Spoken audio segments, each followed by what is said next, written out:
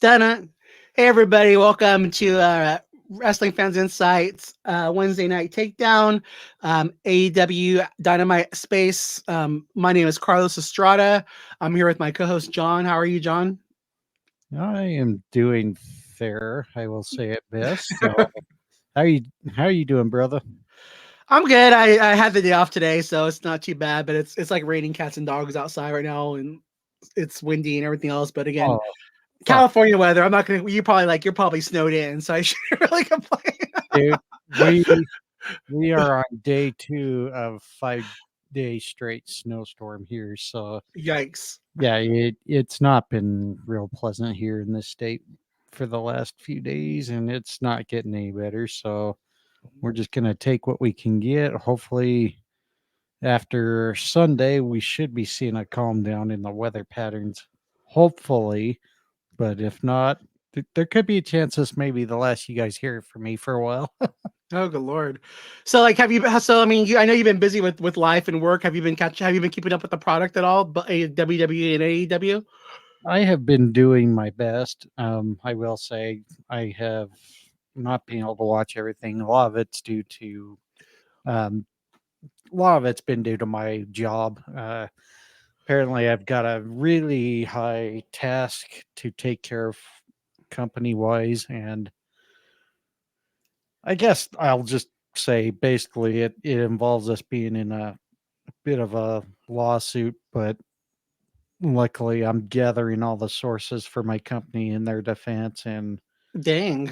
yeah, this is something I was not Was this prepared was this for. was this was this part of your original job title, or was this like I know. miscellaneous? The sad part is I've actually been working really hard, and that's why I haven't really been on Twitter or X, whatever you want to call it, lately. It's just this part of my job's been really time consuming for the last 3 weeks. So my apologies, everyone. I know I haven't been on, but once can get this project out of my hair, things should hopefully go back to normal for me. Yeah, you've been bringing up my daddy issues, being abandoned by my dad, and I'm just fucking with I could be like some asshole Christian and just make fun of everybody's dead fathers. So I got Christian, so I'm alright, I guess. And of course, I got Randy Orton calling himself Daddy too, which is like my Christmas gift. So thank you, Santa. Did you get to watch tonight's show? Did you do your I, homework? I tried. I don't know what it was with my connection tonight, but it just seemed to buffer all constantly throughout the entire show. So I Maybe get. they're getting snowstorms in Nevada too. Who knows? Well, I don't know how it was for you, but for me tonight, it just kept buffering and buffering and buffering. And I got to the part where they were going to ask Sting about his final opponent for his retirement match. And I just got so fed up. I turned it off and said, screw it. I'm going to get the show set up. And here we are. So before I talked about it before, the reason, again, I love MV streams. You guys heard Chris giving a promo for it. Again, Chris, thanks for joining us. You heard Chris giving a promo for them before, when the show started. It's cool. They pay for, it's like they pays for himself with one pay-per-view. But so in my house, we went back to getting Dish, and so I watched it on Dish Network tonight.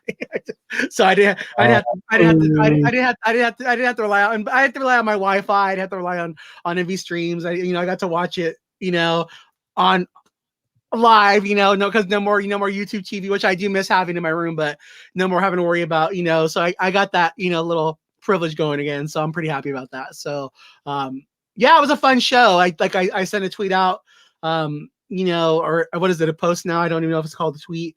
And it was just kind of like, I think they should do a show every week. I think until they get their stuff streamlined with what they want to do with their live events and getting, better strategy. I feel like they should do once a month the show I think they should do Dynamite and Collision each once a month at Daily's Place, because it's just like a homecoming. It's a good energy. The crowd's into it. And it really makes a show that much better, in my opinion. well, and really, I think for the time being, I think he really needs to look at maybe the smaller venues for Collision. Um, like I mentioned, the one thing I did worry when he started Collision, it was going to be on Saturday nights, and unfortunately, this isn't like the '80s when people stayed home more often just to, spend time with their families and watch pro wrestling. It's a whole different society now, and Saturday nights are usually the night most people are out partying or hanging with the friends, blah blah blah. And sometimes, like I said, that was going to be the real challenge for AEW to see if they could keep that fan interest, and I think they really need to start working back into that. Yeah, and the thing, and I mean, we talked about it like on last, I was gonna do a push on Saturday, and then I was just watching Collision, and I just wasn't inspired by the show, and it's like, and for me, like you're saying to me, like part of it is the smaller venues, and I think also just they need to book a stronger card, especially on a Saturday. You got a lot of competition. There's gonna be, even though college football's ending, you're always gonna have fight nights with UFC, NBA, people wanting to go out too, or just again, like it's just that Saturday's a natural chill time. So I think they do need to book the smaller venues.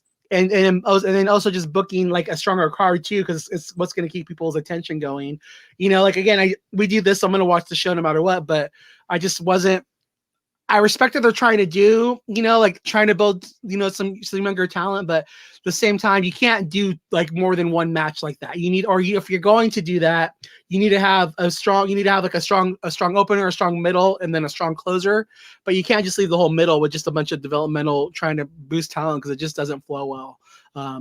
But yeah, so did you ever get to watch Collision, or did you just skip it after my review? No, I didn't even get a chance to watch. Yeah. It was, it was just bad. Like they should have just, they should have just had stronger. Like I said, they need to have stronger matches. Like I said, I give them props for doing things, but like they should only be trying to get over one person instead of like three at this or four at the same time in 3 different matches. The thing that I do like feeling is that as a fan, I do feel like they're listening to us, which I think is a good thing. But at the same time, if they want to feel, be strong in their convictions too. Like if they want to go a certain path, stick with it. But yeah, we can talk about that later. But again, I like what they're doing. I thought tonight was a really good show. And again, I think what the other brand's doing is really well too. Chris, did you get to do your homework today? I did do my homework. Yeah. Nice. And I also saw Collision. Now, here's the problem. I don't remember anything from Collision whatsoever. Yeah, I mean that's the thing too. Go ahead. Yeah, no, the shows are starting to blend together, or maybe I'm just a little tired right now. So, I appreciate you doing this before I went nighty night. But yeah, I was hoping to see Sting go out on a singles match if we're ready to move into the close of tonight's show, because if they're just going to give him an undefeated run with Darby and bury a team that's never been in the WWE and has been, as successful as they have been on the indies, I'm not sure exactly what a win over the Young Bucks accomplishes for Sting at this point in his career. I do know that Darby finishing that chapter with Sting with a singles win does give a little bit of a rub and a way to transfer some of the equity that's been built up over the years. Well, I think what's going to happen is I think the exact opposite. I think they're going to give the Young Bucks the win over Sting and Darby, and that'll be kind of trying to cement them as the greatest tag team ever. To let them say that they're the one team that beat Sting and Darby. That's what I think is going to happen. Okay. What do you think, John? So you didn't see it, John. So what happened was Sting and Darby beat Konosuke and Will Hobbs. Then Tony Schiavone came into the ring and he did an interview with Sting, and he was about to, and he asked Sting, "What do you want to do for your last match, Sting?"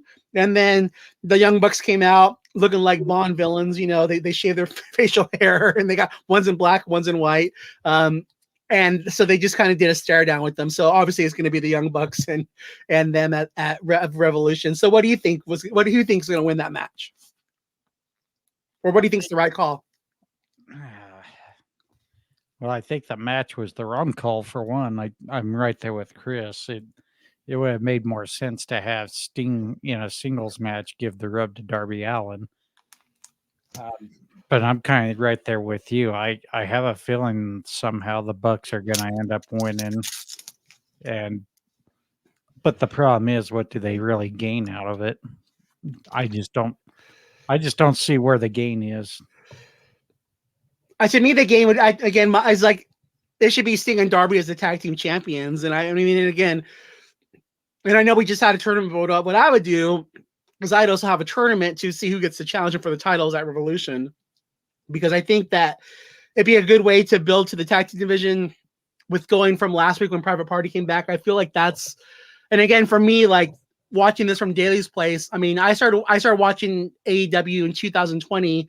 I waited like probably about 7 months before they started. I think I started I started watching it in March of 2020. So it was like no, it wasn't that. It was probably April. So it was like right after the pandemic had happened. And so for me, it's like, this just brings up a lot of memories for me being in Daly's place.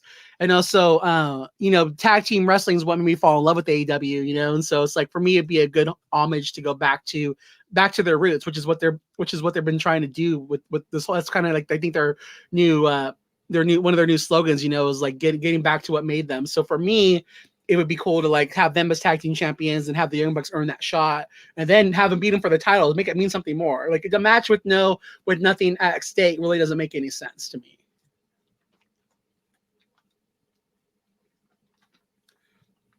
Would you guys co-sign on that idea? Yeah. Yeah, co-signed. I'd like to be contrarian, Chris. All right, thanks. John, for agreeing with me. I'm like, I made everybody fall asleep. Thanks, that's great. No. Yeah, I'll struggle to make it through to the end. I might not be high energy tonight, but well, I mean, from the size of the room and from your guys' energy, we can make it a short night too. John's not, John's tired too. Yeah. I don't know. Let Ric Flair be the dirtiest player in the game. Maybe even let him get one chop in and manage the Bucks afterwards. That there's the rub to, have Carlos's team go over. Ric Flair's all elite. Oh God! It took him. Yeah. You see it tonight? It took him 2 minutes to get out of the ring. I don't want to see him in the rest. Yeah, no. All I wanted from Ric Flair was for him to give a hug to Sting after he, did the honors and left the territory on his back, and then the two of them can walk past the curtain together. Like that's the only thing I wanted from Ric Flair. I'm not sure I needed months of. I mean, I'm fine with Ric Flair being ringside and stuff like that. It's just it's getting a little nostalgic-ish, and I like nostalgia as much as the next guy, but the way you can tell a business is really hot is when they're rolling with their hot young acts rather than, if you go to a show of a one-hit wonder, 40 years after their one hit, it's kind of a little sad sometimes. As much as you might enjoy that one song, you can tell you're not at the cutting edge of whatever the music scene is. If that analogy works. I agree, and we got Ric Flair for 2 more years, so we'll see how this goes. But we have Ric Flair for 2 more years. Yeah, he signed a 2-year contract. I didn't know. 2 years from now, or 2 years from when? 2 years from the original thing, so about 2 years from November or whenever he came in. So yeah, but still, another year, another year and 9 months or whatever it is. Yeah, I didn't know that when Ric Flair first appeared, it was for a 2-year commitment. Okay, yeah, thanks for telling me. Yeah, it's a 2-year deal. Yeah, it's a 2-year deal. Got it. Appreciate the info. Because I knew the sponsor tie-in was how they were paying him, but yeah, you've filled me in. I appreciate it. That's what she said. Ew. Wow. How dare you?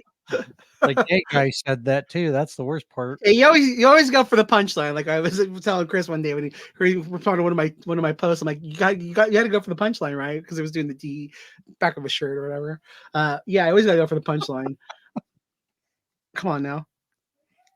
But yeah, I'm not looking forward to this at all. I think but the one thing I do respect from this, and the thing that Tony Khan has said all along, is that this is Sting's call. So obviously Sting wants to go out, in the tag match. He doesn't want to do a singles match. and he wants to go out with fighting with Darby. So that I do respect, and I'm sure he wouldn't be fighting the Young Bucks if he didn't want to. So I'm sure that's his call, but again, this is having the Young Bucks beat Sting and Darby isn't going to make them the best tag team in the world, and again, I do think we're at a time where you don't need to go to WWE to be a big star, with them having All In and the New Japan and stuff like that. But at the same time, this isn't gonna what's gonna like seal the vote for me. Oh yeah, they're the greatest tag team now because they beat Sting and Darby in a tag match. But again, I respect the fact that Tony Khan's letting him go out the way he wants to go out. Again, mad respect for that. So let's talk about the card really quick. So the show started with Adam Page defeating Claudio. And what was a good match. Again, these are the kind of matches that I think they should be having more of. And then you had Orange Cassidy, Preston Vance, Edge, and Dustin Rhodes defeat Lance Archer and the Mogul Embassy. There was a video package out. Their interview back with the Gun Club and the Gun Club, and then they claimed Anthony Bowens suggested the Bang Bang Scissor Gang, which I do love, so I'm okay with that. Then there was a Samoa Joe interview. He's out there. Out comes Swerve, out comes Hangman, and then they leave, and out comes Hook, challenges Samoa Joe to a match, and then so they're going to be fighting next week. So Sammy Guevara defeated Ricky Starks. You had Thunder Rosa, Willow, Statlander, and Anna Jay defeat the Outcasts, Julia Hart and Sky Blue. Then there was a Wheeler Yuta pre-taped vignette, and he challenged Eddie Kingston to a match on Rampage, which is going to happen this Friday. Then you had Roderick Strong defeat Brian Keith in a singles match. And then, of course, like we were just talking about, Sting and Darby defeated Powerhouse Hobbs and Konosuke. So for me, the opening matchup I thought was really good. I like that I took two buckshot lariats to beat Claudio. And for me, I feel like this is how they should be using Claudio more to put over people now. I mean, he got to have his good run in the beginning, being the Ring of Honor champion. He's been booked very strong. He's still believable. But for me, like, this is how I would utilize him now is, having him be that guy who, like, have him be the Dolph Ziggler of AEW. And I know that would make sense to both of you guys. What did you guys think of this match? I thought it was classic. I Yeah. thought it was a good, solid match to start the show off. The only thing I was a little head scratching is what really led to this match in the first place. Was it just a basic grudge match thrown together? I think there was a thing backstage or something that happened. I can't. Do you remember, Chris? No, I mean, I think it's just. I mean, we're talking about Hangman versus Claudio. Yeah. Yeah. I mean, it'd be Blackpool Combat Club versus Elite. The Elite. Yeah. Storyline feeding into that beyond the membership with those two factions. I don't think there was anything set up that I know of. But I mean, that's the rivalry, I would say, of two of the top factions right now. But to go back to Saturday, so on Collision, they had Claudio beat Mark Everett, who was from TNA back in the day. Like, they had him beat him in a match, and it was like to like almost justify having this match with Hangman. And so for me, it was one of those things where, again, like, I get the effort, but it's like, I don't need to see Claudio, a former world champion, defeat somebody in a glorified squash match in order to justify having Claudio fight Hangman on Wednesday. So that was the one thing they kind of did to build up to the match. But for me, that's one thing where that TV time could have been given to somebody else. So another match they had was an open challenge with Edge and Griff Garrison on Saturday. For me, I would have just had Edge versus Claudio, and I would have had a banger of a match.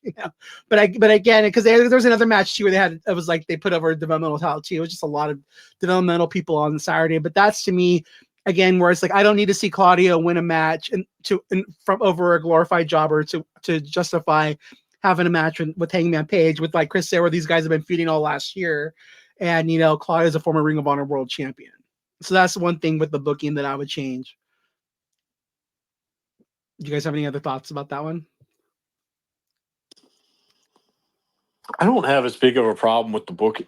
What to me, the biggest problem is always going to be if you're treating the men's championship for AEW as your top tier prize. The booking for the women hasn't been particularly strong in terms of building one central champion. But I never saw, and I'm a big fan of Samoa Joe. I've traveled to see him, and he main evented, and I was the person who got the Joe is going to kill you when I saw him wrestle Christopher Daniels at an MCW show. So this is not a knock on Samoa Joe.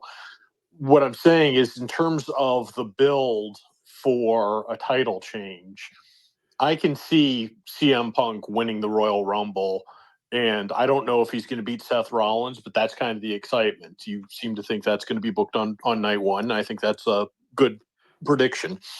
Another reasonable prediction, if even if he doesn't win the Royal Rumble, nobody's going to have a problem with The Rock getting a title shot head of the table match. And this is, somebody that's presented as the top star after Austin, has only had one match in the last generation. So I just never saw Samoa Joe being presented as somebody, because I actually thought about driving up to the UBS Center in Long Island. And I was just like, no, they're not going to pull the trigger on, a homegrown act or mostly homegrown act. I know everybody is not 100% homegrown, but I think most people would associate the MGF and Malcolm Jacob Friedman character with AEW. And, like I said, as much as I like Samoa Joe, you need to build him to the point where you're like, oh, I could see him not just being the guy that did business with this devil faction with a, extended, we knew that Adam Cole and MJF weren't going to be a, forever kind of tag team. It was a oddball pairing, mix and match kind of thing that was kind of fun, a la The Odd Couple. But yeah, that's just my booking thing, is just book the top storyline very strong, and the other stuff you don't need to worry about the details as much, but just have a strong central, attitude era theme of, oh, Austin's the rebel and McMahon's the authority figure. There's your heel, and we're all enjoying the bionic redneck going up as a rebel.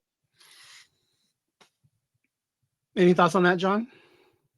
No, not really. I mean, pretty much most of what Chris said. So, and that's where I think, I think that's where they need to have more storylines to get you invested. Like, and that's the thing for me. It's like, this is gonna be a great match, but am I really invested in the storyline? And I'm not. And the other part for me too, to go off of that, is like, so if you was gonna be Swerve and Hangman fighting for the first title shot at Joe, then they should currently be at 1-1. And like I talked about last week, and it shouldn't be Swerve already up on 2-0, because to me, with Swerve being up 2-0, like, he should automatically go ahead of Hangman Page in this little thing, and he shouldn't have to prove himself against him in order to get the title shot.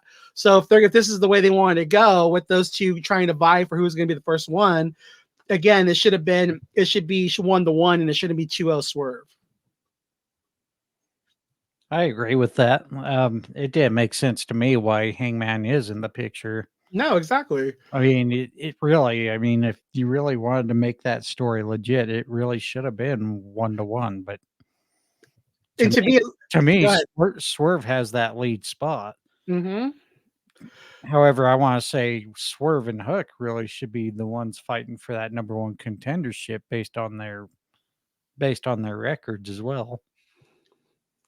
So real quick, because I know this talk, so that's been a big topic on X this week, is people are complaining because Jinder Mahal got a title shot, and then he kind of went back, he made a shot at, or it was USA Network's the USA Network's Twitter person or X person took a shot at AEW with the cage match rankings, and then Tony Khan shot back at Jinder, saying that Jinder Mahal hasn't even had a match in a year and he's getting a world title shot.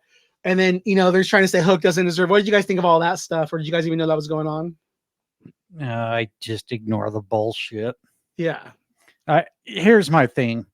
I'm seeing a lot of crap with the tribalism, even with certain media personalities.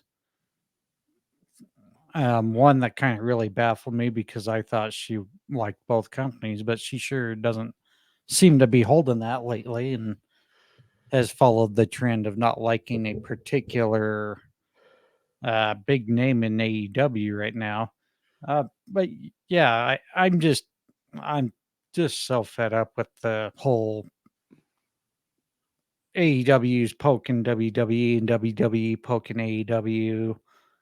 To me, focus on your goddamn companies and make this product interesting. Yeah, and for me, like, and that's the thing. I mean, Seth Rollins has been an open champion. He's been somebody like he's been somebody who's done upper challenges. So there's no problem with Jinder Mahal getting a title shot. It's not like they're saying Jinder Mahal was gonna main event the Royal Rumble with Seth Rollins. He's getting a freaking title shot on Raw. So people need to calm down. And to me, like, I like the fact that Hook's getting a title shot because he is 28-1, you know. So again, even though the matches might, you know, it's like this puts some prestige on it, and that's a big win for Joe. And again, the fans love Hook. So again, why shouldn't he get a title shot? Again, it's on Dynamite. It's not like they're gonna be headlining freaking Revolution with it. So I agree with you. Just enjoy it. Just enjoy your wrestling. Quit being so tribalistic and just quit pointing fingers and being childish. And like, well, this company does this, so is that okay for them? Just let it be and just enjoy your program and let it be. Well, you know, and here's the thing. It's kind of like what Jim at Fan the Van says on his podcast lately. If you don't like it, don't fucking watch it. Yeah. And leave them alone. Nobody's gonna have any hard feelings. Just go about your way. Enjoy what you want to watch. Just mind your business. And that was part of me too. That's what I was struggling with, you know, like after on Sunday when I thought about I should have done the space. And I was like, but I'm like, because again, I'm like, I need to be honest too. And if it's a bad day if it's a bad day at the shop, you know, then I should be on there too. But at the same time, I don't want to go on and be all negative either. So I'm okay with just being like, yeah, I wasn't inspired by it and I'm not going to talk about it, you know? So again, it's like stick to what you do. There's no need to be negative. Again, if somebody has eyes and they should be able to make their own opinions, you know, but at the same time, it's okay to have fun critiques and go forward. And again, for me, I don't want to see AEW lose that Saturday real estate. And so for me, like they need to just build it stronger because I don't want to see them have 2 hours less of TV time to book all these stars when they're struggling to get everybody on already as it is and struggling with storylines. I can't imagine them not having Collision to do all this with on as well, you know? Any other thoughts about that? No, I think I pretty much beat it out. All right. So the next match we had Orange Cassidy, Preston Vance, Edge, and Dustin Rhodes defeating Lance Archer and the Mogul Embassy. When watching this matchup, this again for me is one of those things where I know they're setting up the match for Lance Archer and the Righteous. So the Righteous and Lance Archer are going to fight the Mogul Embassy for the Ring of Honor 6-man titles, which again, why is this on Collision? It should be on Ring of Honor. But so for me, like my one critique of this match, well, there's two critiques. I feel like it should have been Swerve in there with these guys. Again, they are a faction. It should have been Swerve instead of Lance Archer with these guys. And the other thing too is I just wish Dustin Rhodes wouldn't have been there because I wish he would have just sold his injury from Swerve a little bit longer. Like I would even been okay with them saying, you know, oh, Dustin Rhodes supposed to be in there, but he's still not cleared yet because there's no point of having him in there. To me, they should have had him not in there to sell the Swerve thing for that. And the other thing, one more actually, is I'm looking to see what they do next with Preston Vance because they gave this big opportunity as this homage to Brody, and I hope that they keep it going because again, I think he's a good talent. He's a good looking guy, easy on the eyes, someone that back in the old Vince days he would love. You know, like again, I hope that they continue to give him a push because I think he's a good talent, and I want to see that. I want to just see more of this, not just have it be a 1 week thing, and then I don't see this guy for the next 3 months. What were you guys' thoughts on this match, or my thoughts? Yeah, it was okay. I mean, for me, there's just too much, not so much in common with everyone involved. So, yeah. I don't really have much to say on it. Apparently, neither does Chris. Like, and again, to what you're saying. Yeah, I thought it was fine for what it was. I mean, I'll be honest, I was not paying an immense amount of like I couldn't tell you everybody. It was he was on X at this time. It's all right. Yeah, well, there's a shocker, you know.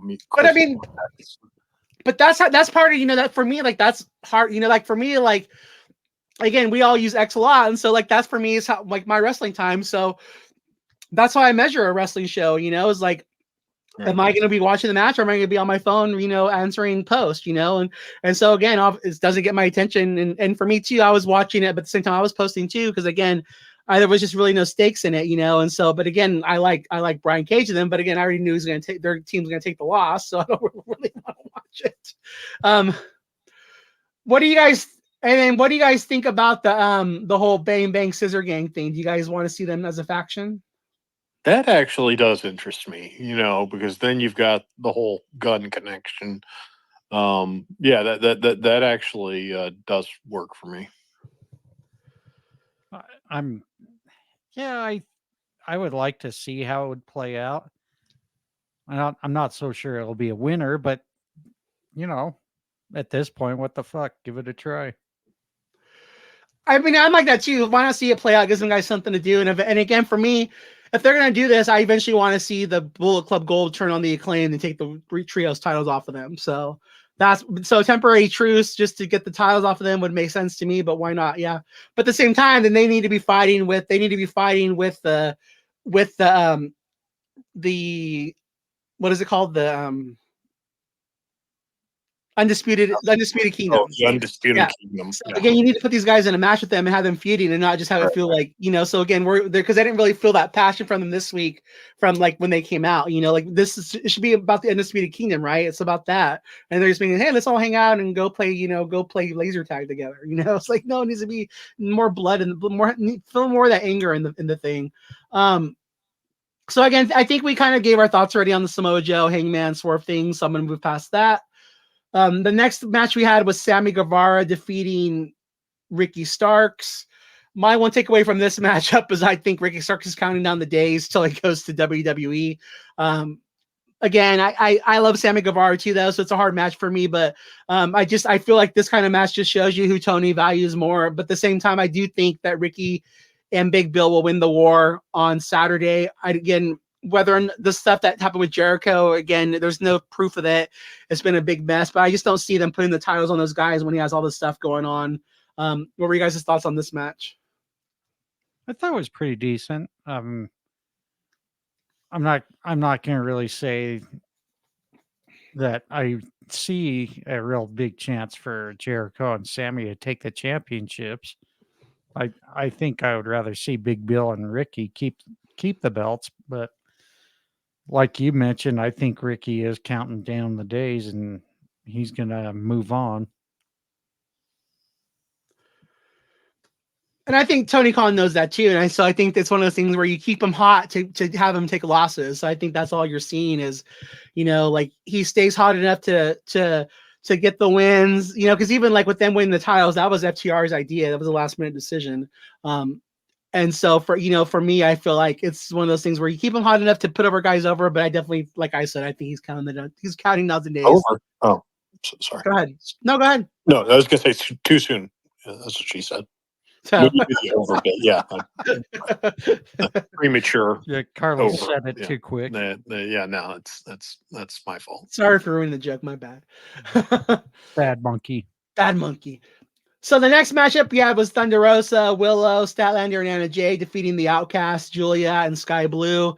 So again, so with this, I love Harley Cameron with the Outcasts, but again, so if you're gonna give, and I like Stokely Hathaway trying to win over Statlander, but for me, if you're gonna be doing these things with these characters, and I need to see them go on a good winning streak, and I don't need to see them being afterthoughts. So that's again where I'm looking to see how Tony Khan invests in these people.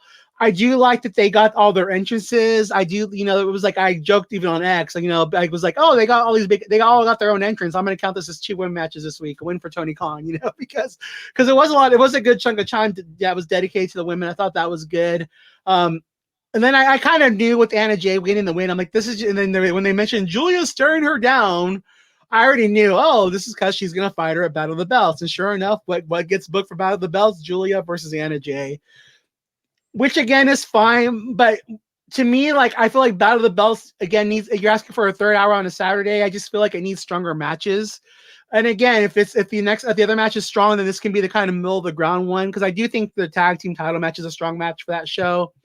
But I think if you want people to stay tuned in on a Saturday and you want them to support it, it just needs to have stronger matches where you don't feel like you're going to know the outcome is obvious.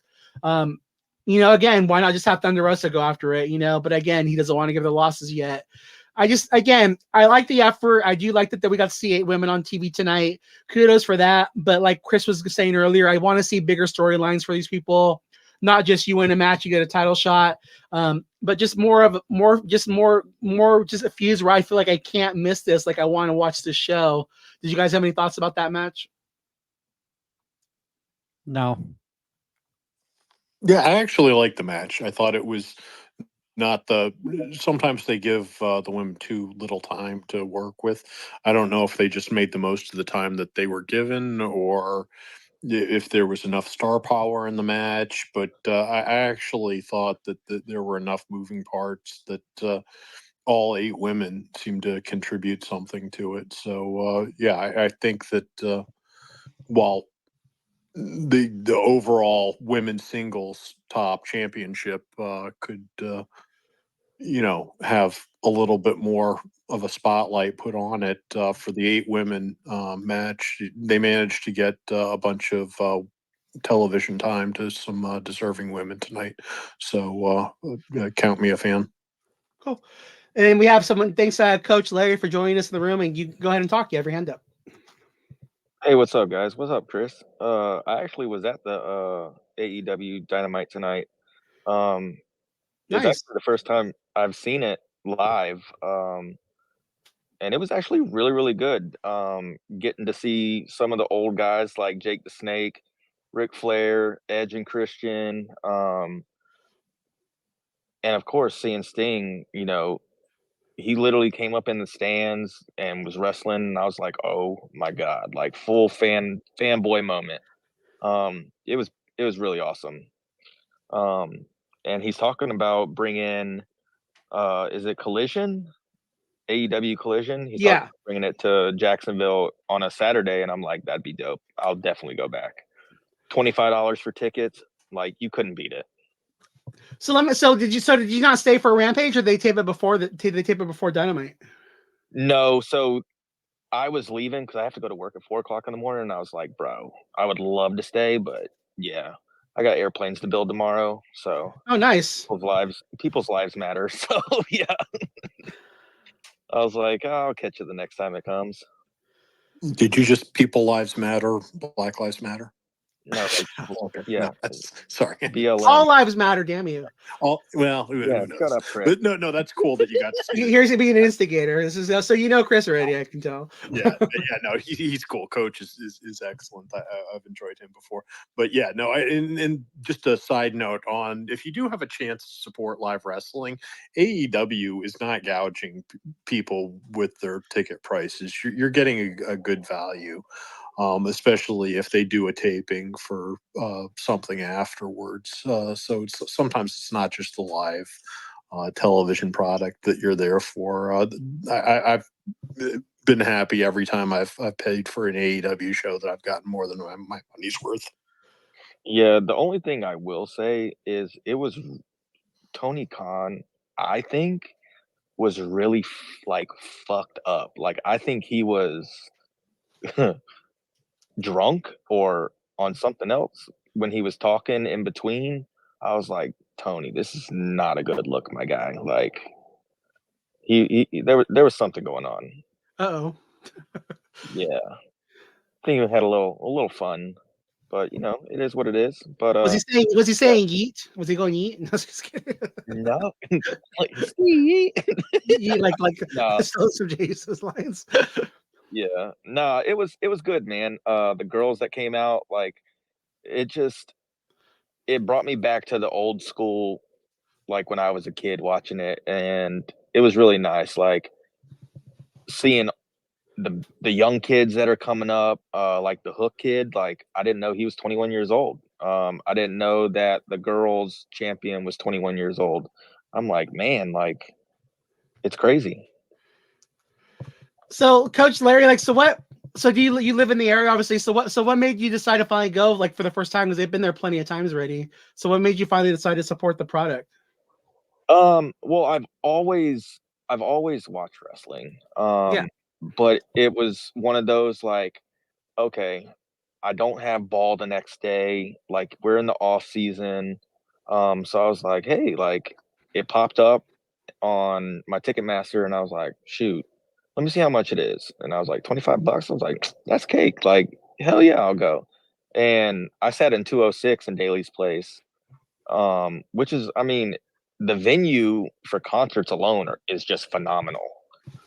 It's attached to the Jaguar Stadium, so everything that you get on a game day, you get when you go to a concert or if they have any other stuff. And where they put the ring at, it was super visual. Everyone you could see, it was a packed house. It was really, really good. From the announcers to the refs, like everyone was involved. It was just, I thought it was really good quality. So I have a question. So if they did a show there once a month, would you go there every month? Like if they did Collision and Dynamite there once a month, would you go once a month to each show? Yep. 100%.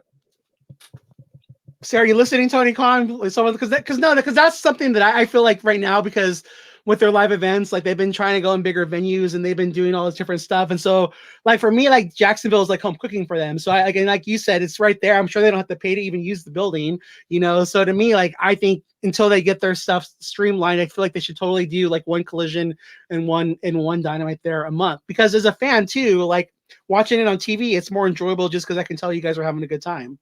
So I'm glad you got to go out there and watch the product. Oh yeah, for sure.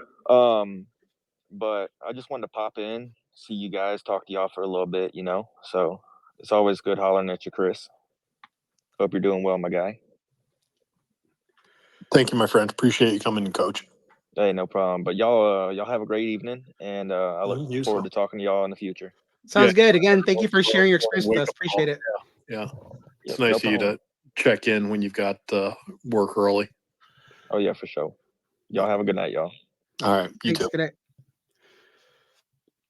But I think too, like what just happened there, I think that's a positive life experience for them, you know. And so again, I'm sure that he's, you know, probably was like so excited about going to the show, saw there was a space to talking about Dynamite, and wanted to come on here and share his experience. So again, I think that's a big win for AEW, and I hope that it's something they can build on in the future, because I think that's what they need to be doing. So the next matchup we had was Roderick Strong defeated Bryan Keith.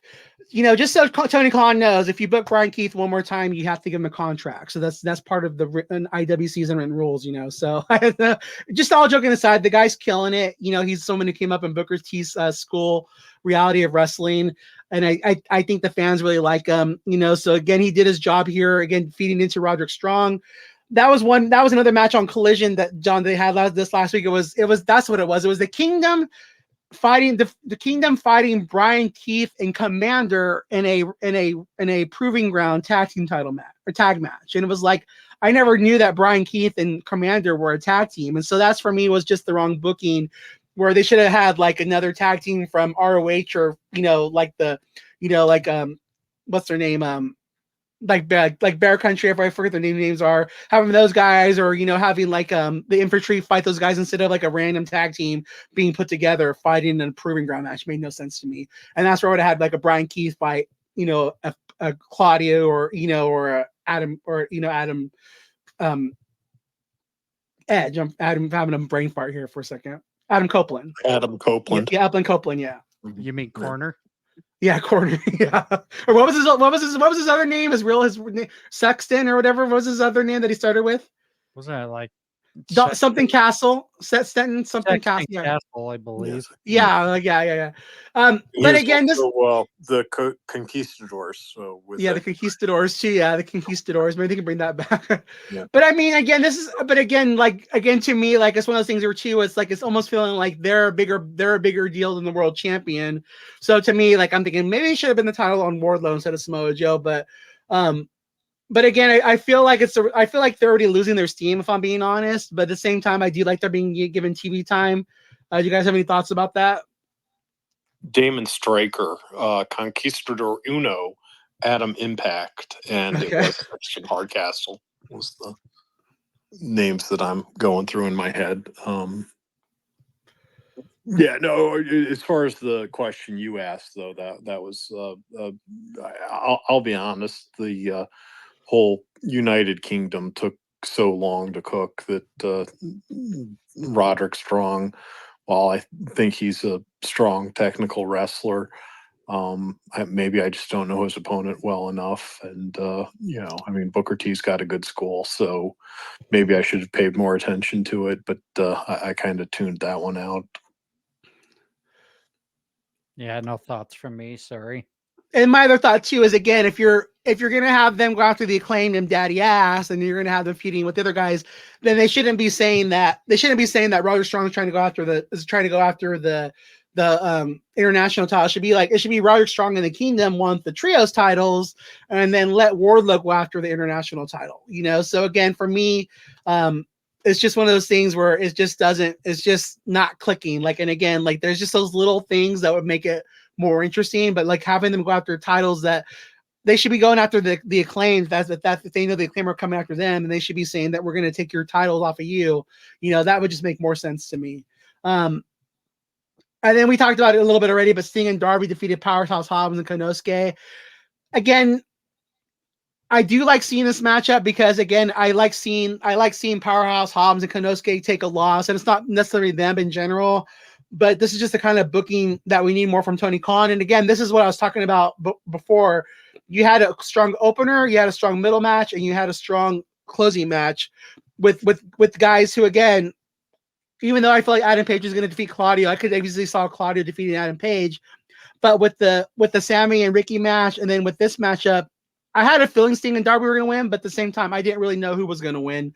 So I think that's what they need more. So I do like the fact that Tony Khan's letting these guys take losses. But again, so the match ends with Sting getting the pin. Ric Flair comes in the ring, chops, takes him 2 minutes to get outside. They should have took a commercial break. Again, good to see these guys get the win. And then again, the Young Bucks come out. We already talked about this. Did you guys have any other thoughts about this?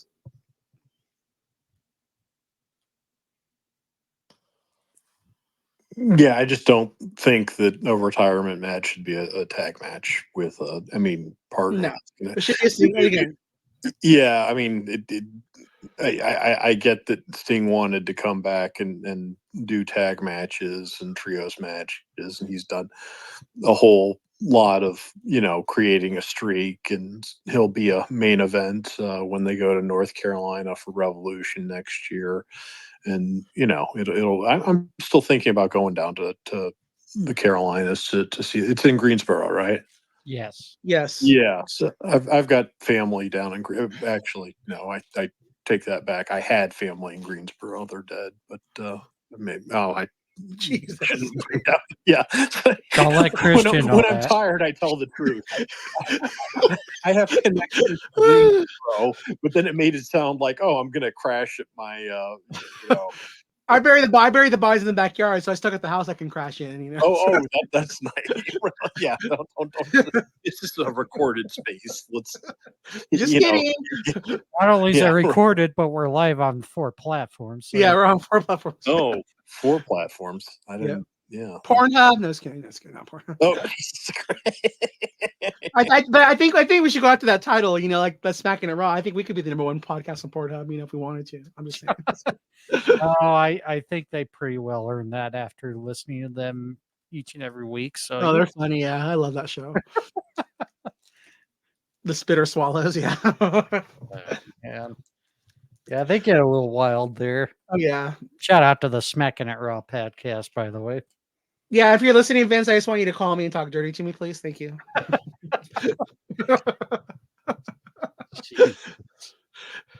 So anyways, again, it is what it is. I think the thing that I like for me is like what Coach was talking about earlier is that, and the one thing that I feel like that AEW, which is one of their strengths, is that they are booking.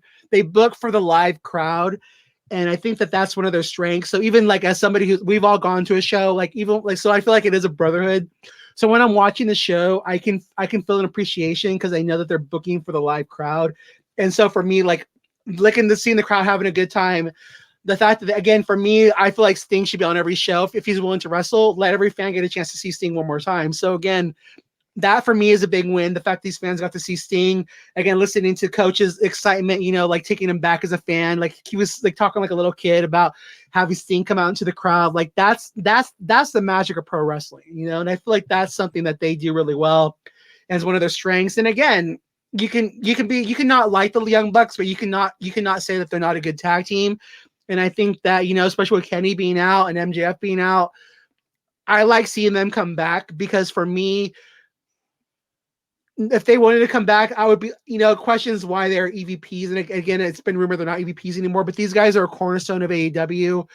And I feel like when these other guys are out, they should be stepping up. And so I'm glad to see them back, because I feel like they do need them. Any thoughts on that? Okay.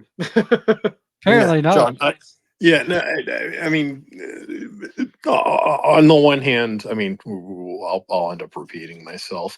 Like, I do think that they save, because, a retirement match for Sting has got a main event, the Greensboro show. So having that storyline and this show, I'm good with that booking. And then you get kind of a pop for people returning, and a new look with the facial hair going, kind of mustaches, Even villain the type. villains. Yeah, right, exactly. So yeah, I mean, I do like the Young Bucks for flippy aerial, kind of bouncing off the ropes, going up in the air, kind of wrestling that they do. That's not usually my style, but they do it so well that I'm happy to have one of the best tag teams. I mean, WWE really does not focus on their tag team division the way AEW does. So I don't know. Like I said, it's one of their strengths. It's a strength that WWE doesn't have. So play to it. That's what, again, quit trying to be them and focus on what makes you guys different. And that for me, again, would be focusing on the tag team wrestling. Yeah, agreed. And so again, Tony Khan, if you're listening, put the tag belts on Sting and Darby, and then go from there and make it a tag team title match. Thank you. You're welcome. Make sure the check's in the mail. Thank you. So just really quick, guys. Do you guys have any, because we haven't had a chance to talk about this, do you guys have any expectations for what you want to see out of AEW in 2024? I hadn't even given that any thought. Go ahead, John. I'll let you go first, since I haven't thought about that. What I like to see is get a goddamn creative team and learn how to get your women's division going. You got Just to hire Scott D'Amore. That would be my. Well, I mean, they have plenty of people there. It's just Tony Khan has to humble himself and utilize these people. Well, Tony Right, Khan right. needs to put trust into somebody to run creative and have somebody keep everybody in check. If they do that, I think AEW can bounce back. But also, quit poking WWE. Don't make the same mistakes WCW did. Or Focus, TNA. focus on your product. TNA is coming back. What are you talking about? Well, I'm talking about that. You like it's gonna come back. Hold on. Right. Yeah, focus on your product. Make it entertaining to the fans. You don't need to acknowledge your competition. WWE didn't acknowledge anyone for a while, and they succeeded fine. So work on your product, get it better. Let's start making things watchable again. Did you come up with anything, Chris? No, but that's a good, rather than the red hat, make America great again, make things watchable again. Is a slogan. How about a rainbow? How about a rainbow hat that says "Make things watchable again"? All right, that's good. There you go. We'll differentiate with the rainbow hat. Love is love. Okay. So now that the belt is on Samoa Joe, and this is our first person of color champion, unless you want to count MJ. Well, no, that's separate minority status. That's a minority. No, and it's good to have marginalized groups, because I do think the representation is important. So yeah, what I'd like to see is a good long Samoa Joe run and have him booked very strong. Don't have him, sell like crazy for an entire match and then look like he got a lucky pin. If Samoa Joe is your monster, have him be a monster. I'm totally okay with Samoa Joe now that he's in the position that he's in. I just think that that there were. I mean, the easiest thing in the world is to book a winning streak. It doesn't take a creative committee. Oh, and the other thing about that is have whoever's going to be making a lot of the creative decisions. Things keep things consistent across the shows. Don't have somebody show up on one show as comedic relief and then on another show booked as a very serious act. So that's just my one thought on that is I don't need a bunch of different writers and honestly just kind of simple storylines are usually the best ones. So if you look at when the boom times happen for wrestling, it's not because people are paying super attention to what happened in a backstage brawl that nobody quite knows what happened and I wasn't there for and there's no video of. And if I there's all sorts of things that you can do to make things complicated and convoluted. But just strong storylines that people can identify with. Saw a good TikTok video, and I'm not condoning Jim Cornette's use of the N word. I still think Jim Cornette is a garbage human being, but he did a good explanation on what is pro wrestling. And you see a guy beating up a guy on the side of the road, and then you start to identify with the small guy beating up the big guy, and then all of a sudden you want to pay $5 to see the hero beat up this massive man that's should be beating up the small guy, and that's pro wrestling. Cornette draws it all out and tells the story better than I can going to sleep. But just wanted to. I know I've buried Cornette, saying I'm not a fan of his politics in other spaces. So I'll practice 50-50 booking. Give him something positive since his racial pejorative terms aren't something I would be using in this century. There you go. All right, and so again, to kind of go off what you guys said, I think to like what Cornette said, I think that just goes into having better storylines. So the thing I would like to see with the AEW is I'd like to see Tony Khan change the narrative. And so what I mean by that is if they get this new rights deal to where they are in the black, take that as the win and rest and lay his hat on that, and then from there just be like, okay, I made a successful company. We're in black now. Now I'm going to give over I'm going to give over the creative to Jimmy Jacobs, and I'm going to give it over to the Dean Malenkos and all these other guys that he has. I forget his name. The one guy who came over from the redheaded guy that runs his own. I can't think of his name. But he runs Creative Pro Wrestling, and he's really close with MJF. They have plenty of people there that have a good wrestling mind. Give Bryan Danielson one show and give Jimmy Marshall. If we're throwing out names in there, QT Marshall would be. QT left already because of that. Did he? Yeah, he's gone. This is the problem with you knowing more than me. I thought he was still with the company. So okay, yeah. I withdraw my strong recommendation based on the fact that you can't promote somebody inside the company. I mean, but he has plenty of people there, and again, he can be the final say. Let these people present things to you and just be the final, yes and no. But again, rest your laurels on the fact that you did create a strong company that is a strong number two, and let other people start being creative. Quit trying to worry about being Booker of the Year, and just be the wrestling organization of the year. That's enough. The fans love you, and just rest on that.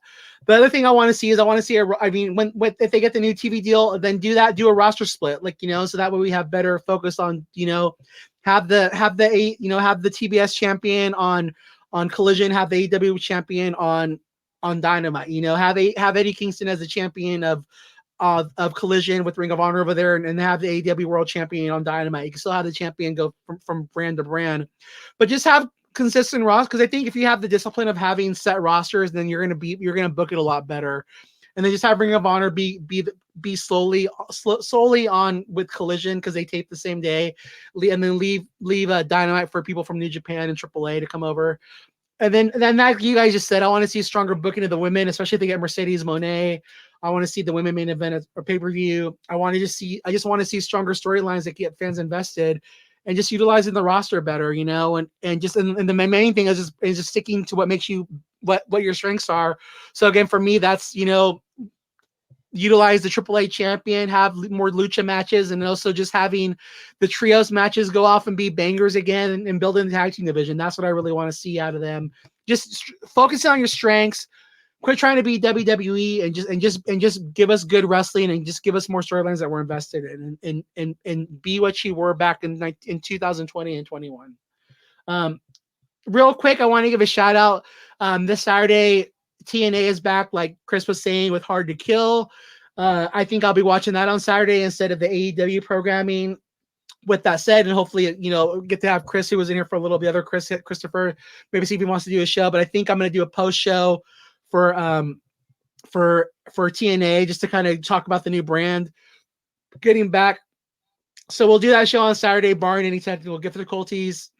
So join us back on Saturday after that show's over for a show, and then we should be back on Sunday, right, John, for our regular scheduled program at 12:30. As long as I don't get snowed to death, yes. All right, sounds good. Do you guys have any closing thoughts for anybody? Well, I want to just throw out a few shout outs there to everybody who does listen to us, retweets our stuff. You know who you are. Thank you. Sorry, my brain's kind of mushy at the moment. But